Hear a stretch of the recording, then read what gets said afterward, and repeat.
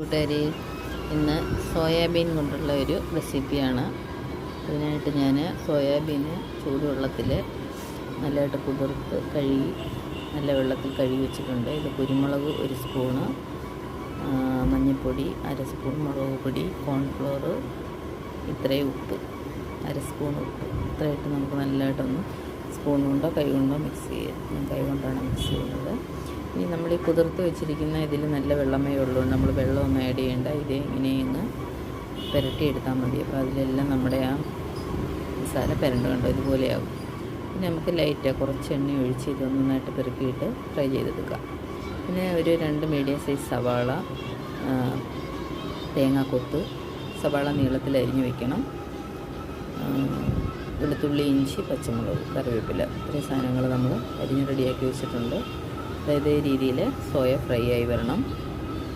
അതേക്കൂടെ പെട്ടെന്ന് അങ്ങ് ഫ്രൈ ആകും. കാരണം നമ്മൾ ചൂടുവെള്ളത്തിൽ ഇത് കുതിർത്തെടുക്കുമ്പോഴേ നല്ലതായിട്ടിത് ഫുള്ള് വെന്തിരിക്കുകയാണ്. ഇത് ജസ്റ്റ് കോൺഫ്ലവറെല്ലാം ചേർത്ത് കെട്ടിയിരിക്കുന്നതുകൊണ്ട് നല്ല പെട്ടെന്നങ്ങ് ക്രിസ്പി ആകും.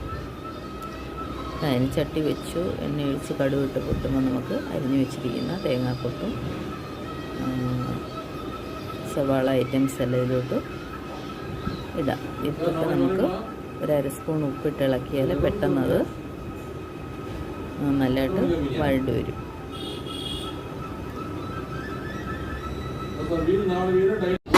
അപ്പം നമ്മുടെ ശകലം ഉപ്പും കൂടി ഇടുമ്പോൾ നമ്മുടെ ഈ സവാള നല്ലതായിട്ട് വഴണം. ഇനി ഒരു കറുപ്പ് കറിവേപ്പിലയും കൂടെ ഞാൻ ഇതിനകത്തോട്ട് ആഡ് ചെയ്യുന്നുണ്ട്. എണ്ണ തെളിഞ്ഞ് വരുമ്പോൾ നമുക്ക് മസാല ചേർക്കാം. എപ്പോഴും കറികൾക്ക് എണ്ണ തെളിഞ്ഞ് വരുമ്പോഴേ മസാലകൾ ചേർക്കും, അല്ലെങ്കിൽ പച്ച വേവിക്കും.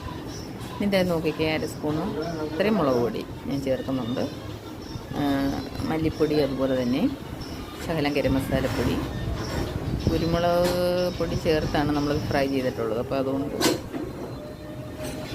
ചേർക്കുന്നില്ല. ഇനി ഇത്രയും നല്ല എണ്ണയ്ക്കകത്ത് നല്ലതായിട്ട് വഴറ്റിയെടുത്ത് എല്ലാം ഒന്ന് മിക്സാക്കിയിട്ട് നമ്മൾ ശകലം വെള്ളവും കൂടെ ചേർത്ത് ചെറിയ രീതിയിൽ തിക്കായിട്ട് എടുക്കാൻ വേണ്ടിയാണ് പുരട്ടിയെടുക്കുന്നത്. അപ്പോൾ നമ്മൾ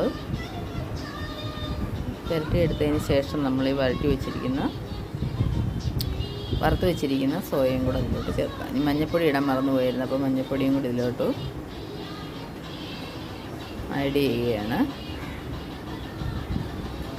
ഇവിടെ എല്ലാം ഭയങ്കര സൗണ്ടാണ്.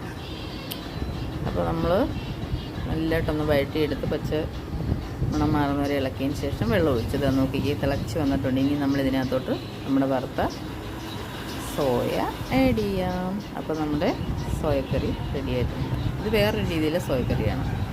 അപ്പോൾ എല്ലാ കുട്ടികളും ലൈക്ക് ചെയ്യുകയും സപ്പോർട്ട് ചെയ്യുകയൊക്കെ ചെയ്യണേ. Thank you.